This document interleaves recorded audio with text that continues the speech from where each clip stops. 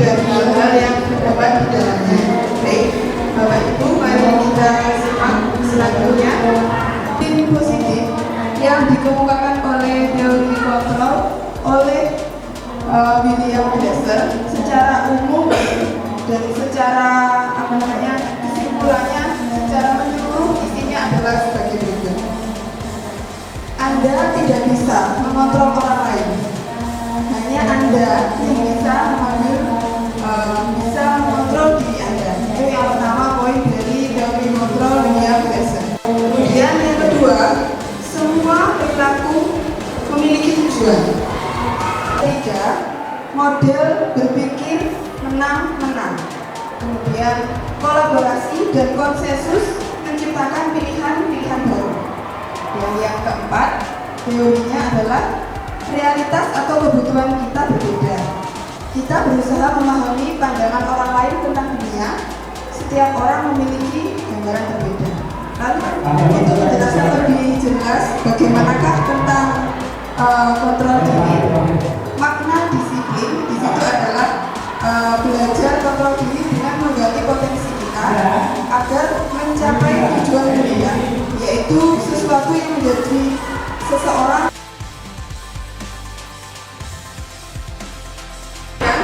berdasarkan nilai-nilai yang kita hargai. Kemudian untuk suatu perilaku memiliki tujuan, di sini poinnya adalah teori motivasi. Teori motivasi ini muncul karena motivasi intrinsik dan motivasi ekstrinsik. Ya, tentu saja yang paling bagus di antara dua motivasi tersebut adalah yang intrinsik. Kalau motivasi ekstrinsik biasanya murid-murid itu membutuhkan kemampuan di antaranya yang pertama untuk menghindari hukuman, yang kedua untuk mendapatkan imbalan atau pujian seperti itu. Tapi untuk yang motivasi intrinsik kita berusaha agar murid bisa menghargai diri sendiri, memiliki nilai-nilai kebajikan universal, sehingga akhirnya muncul suatu keyakinan pasti.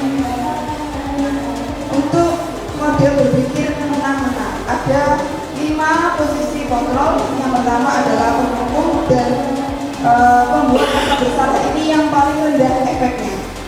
Dan yang kedua adalah sebagai teman dan sebagai pemantau, ini memiliki efek sedang untuk membuat anak-anak menjadi lebih disiplin. Dan yang paling bagus adalah kita memposisikan sebagai manajer, sehingga pada saat itu kita bisa mendapatkan efek dari disiplin tersebut dalam jangka waktu yang lama. Bagaimanakah cara supaya kita bisa menerapkan yang manajer ini? Kita menggunakan segitiga restitusi. Segitiga restitusi ini kita awali dengan menstabilkan identitas yang pertama, kemudian validasi kebutuhan, menanyakan keyakinan kelasnya. Semuanya itu adalah karena adanya perbedaan kebutuhan dasar manusia, di mana kita melaksanakan teori kontrol tadi untuk penguasaan dan adanya kasih sayang dan rasa terima serta kesenangan dan kebebasan. Nah, sekarang Bapak Ibu mohon bisa mempraktekkan sebentar saja selama 30 detik. Ada di sini tentang cobalah buku. Jadi berdua dengan temannya, misalkan mengepalkan tangan salah satunya. Ya, salah satu mengepalkan tangan dan teman yang lain yang B membujuk, menghadik, mengintimidasi, memarahi, menggoda, menggelitik, bahkan menawari Anda uang agar bersedia membuka kepala tangan Anda.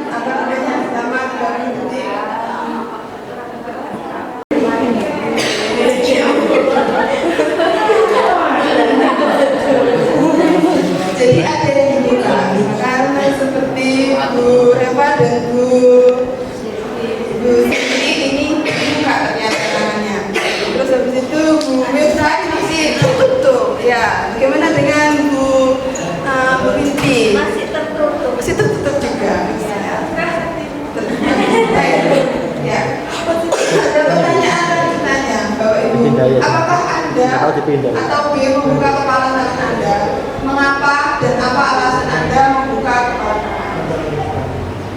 Ya, dan apakah B atau menutup kepala tangan Anda? Mengapa alasan Anda B menutup kepala? Jadi ada yang membuka tadi, apa alasannya kira-kira?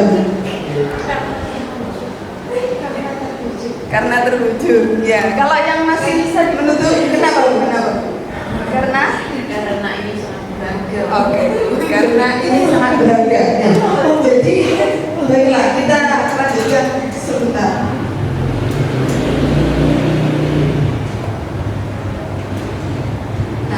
Nah, jawaban dari teori dari membuka kepala tangan tadi adalah terletak pada apa, Bapak Ibu? Coba. Terletak pada yang namanya apa?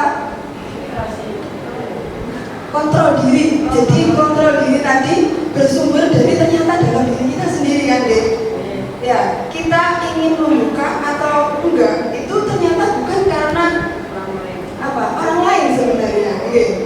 Ya, karena kita mau menutup, berarti kita memang punya kontrol diri. Saya mau menutup gitu. Jadi yang yang bisa kita ambil pelajaran dari apa yang kita lakukan adalah tentang kontrol diri. Jadi apapun yang terjadi pada diri seseorang sebenarnya ataupun dari murid tersebut, sebenarnya kontrol diri itu muncul dari dalam diri mereka sendiri. Mereka sudah punya kontrol, sehingga untuk menjadikan mereka lebih disiplin positif, nah itu menggunakan alat, yaitu tentang tadi restitusi yang memunculkan adanya kontrol dalam diri. Jadi kemudian ini Dr. William Glasser menyebutkan lagi lebih jelas bahwa ilusi loh sebenarnya bahwa guru itu mengontrol murid tidak bisa karena dia tadi punya kontrol diri gitu. Sebenarnya itu ilusi ternyata. Terus yang kedua itu ilusi bahwa semua penguatan positif efektif dan bermanfaat. Nah, penguatan positif itu seperti dipuji, itu ternyata ilusi sebenarnya. Jadi terus habis itu yang ketiga ilusi bahwa kritik dan membuat orang lain merasa bersalah itu pun juga tidak sampai mengena pada intrinsik karakter anak. Jadi kalau kita mengkritik pun itu bukan merupakan teori kontrol yang benar gitu. Kemudian yang terakhir bahwa ilusi bahwa orang dewasa itu memiliki hak untuk memaksa. Jadi ini semua adalah sebenarnya ilusi karena untuk memunculkan disiplin positif itu dengan cara-cara yang tadi lebih panjang caranya sehingga dia akan muncul motivasi intrinsiknya dan disiplin itu akan bertahan lebih lama daripada kita menerapkan teori-teori kontrol yang merupakan ilusi ini tadi. Jadi ini simpulannya adalah tujuan dari disiplin positif adalah menanamkan motivasi yang ketika murid-murid kita yaitu menjadi orang yang menjadi kita inginkan, menghargai diri sendiri dan nilai-nilai yang mereka percaya. Jadi dia itu sudah punya bekal nilai-nilai yang dia percaya sebenarnya. Kita tidak memunculkan seperti itu.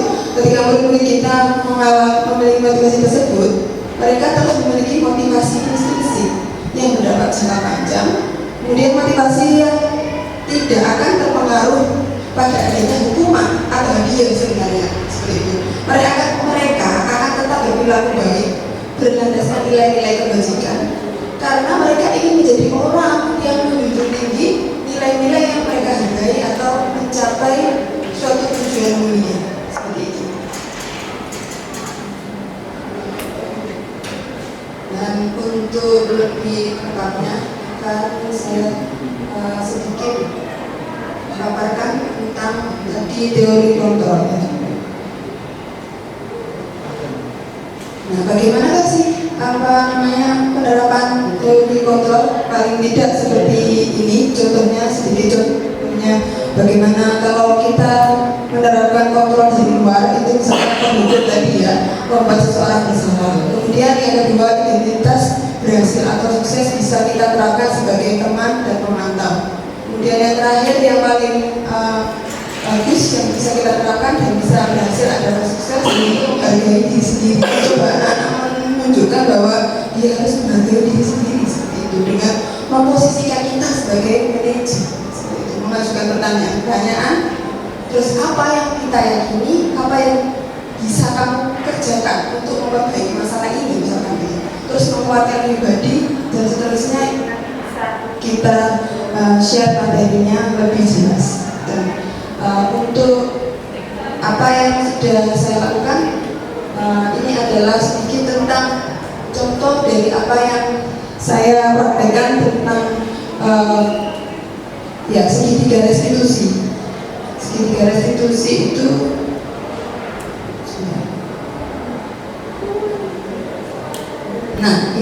ini adalah teori yang diungkapkan apabila kita ingin menanamkan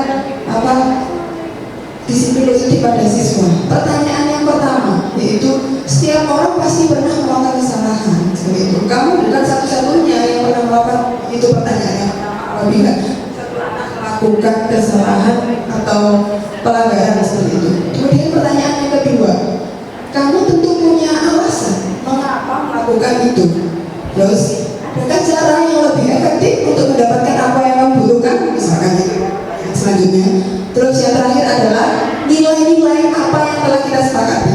Kamu ingin menjadi orang seperti apa? Nah, dengan seperti ini dia akan memunculkan nilai yang ada dalam dirinya tanpa kita menghukum, tanpa kita memberikan imbalan, baik itu bagi anak-anak yang mungkin bisa berprestasi atau mungkin yang tadi melakukan kesalahan. Terakhir, ini adalah apa yang saya buat kemarin, salah satu contoh saja.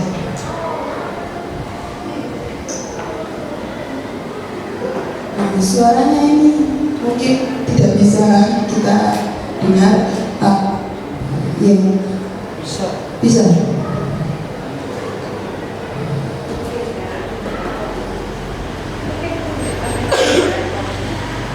Kalau pakai ADMI biasanya lewat mana? Nggak bisa. Ya, tapi silakan aja. Ini contohnya saya sambil menceritakan bahwa ini anak-anak sedang duduk, kemudian saya melihat salah satu dari teman mereka ada yang melakukan pelanggaran namanya aturan sekolah. Salah satunya ini saya panggil supaya tidak langsung menegur di tempat anak-anak sedang berada dengan temannya. Saya bilang tadi, kenapa misalkan anak tersebut memakai gelang hitam seperti itu kan tidak boleh di sekolah. Ya, terus dia jawab supaya bagus terlihat berbeda, keren dan sebagainya. Dan di sini akan menerapkan apa tadi, Bapak Ibu? Segitiga restitusi, ya seperti itu. Kamu punya cara lain supaya kamu bisa terlihat keren. Apa alasan kamu melakukan hal tersebut? Ya, tadi sudah mengungkapkan cara lain. Ada sehingga dia berpikir kita mengeksplor jawaban dari dalam diri mereka sendiri. Memang ini saya rasakan terlihat bagaimana Bapak Ibu lama dan juga gak sabar kita. Pengen kamu kenapa ini? Itu. Tapi itu ternyata dalam teori yang baru kita pelajari ini bagi saya baru mungkin ya, ini Bapak Ibu dari guru BK dan lain sudah pernah mendengar. Itu berlangsungnya efeknya jarak pendek saja kalau kita memberikan hukuman atau apapun, bahkan memberikan penghargaan pun itu tidak efektif. Dia akan lama-lama cuma dikasih ini aja. Nah, yang mau kita inginkan adalah dia termotivasi tanpa hadiah pun, tanpa hukuman pun, dia akan muncul suatu nilai kebajikan seperti itu, sehingga dia akan merasa oh iya, saya bisa menjadi keren kok Bu, meskipun tanpa pakai gelang seperti itu. Gelangnya akhirnya dia copot sehingga saya akan misalkan lebih keren, lebih bagus itu seperti apa sih? Nah, saya berprestasi misalkan di bidang olahraga, di bidang kesenian dan lain-lain, itu akan membuat saya semakin percaya diri dan lain-lain. Jadi seperti itu ada contohnya mungkin. Terima kasih. Sekian dulu sharing dari saya. Mungkin Bapak Ibu ada 1-2 pertanyaan, boleh?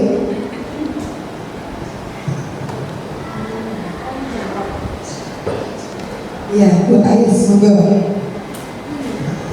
Kalau tadi dari ilusi-ilusi tadi ya Bu ya, oke, apakah termasuk ilusi itu yang namanya sugesti? Ketika kita memberitahu anak itu kan biasanya juga ada kita mensugesti anak, itu termasuk ilusi atau bukan? Terima kasih pertanyaannya, Bu Ais. Ya, mensugesti anak untuk menjadi lebih baik adalah juga termasuk proses bagaimana kita memunculkan keyakinan keras. Jadi anak-anak akan merasa dia memunculkan nilai yang ada dalam dirinya tanpa kita mengarahkan. Misalkan kalau belum nyapu bagaimana gitu, ternyata kalau belum nyapu terus disuruh lari itu tidak sesuai dengan hukuman atau konsekuensi yang ada di dalam teori tersebut. Jadi kalau anak belum nyapu, misalkan konsekuensinya, jadi lebih bagusnya kita sebut jangan hukuman tapi konsekuensi adalah kamu berarti nanti nyapunya 2 kali misalkan gitu. Atau kalau olahraga boleh, kalau misalkan pas olahraga kok datang telat, nah baru boleh lari ya, karena di situ konteksnya adalah tentang olahraga seperti itu. Jadi memberikan hukuman itu yang linear. Nah, untuk lebih memantapkan kita tentang ilusi tadi. Jadi di sini maksud dari ilusi itu adalah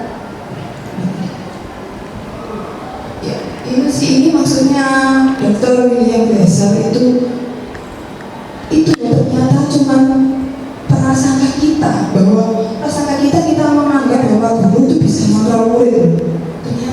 Ternyata enggak gitu. Mereka itu ketika dengan ngepalkan itu, saya punya kontrol, saya punya integrasi dalam diri saya mau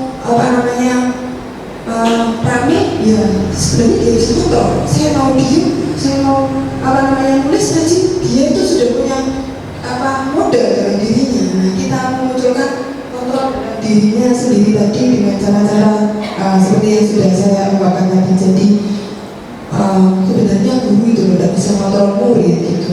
Penguatan positif pun itu juga tidak semua penguatan positif itu efektif dan bermanfaat ternyata. Jadi ini itu sehingga dokter dia menyebutnya ini ilusi.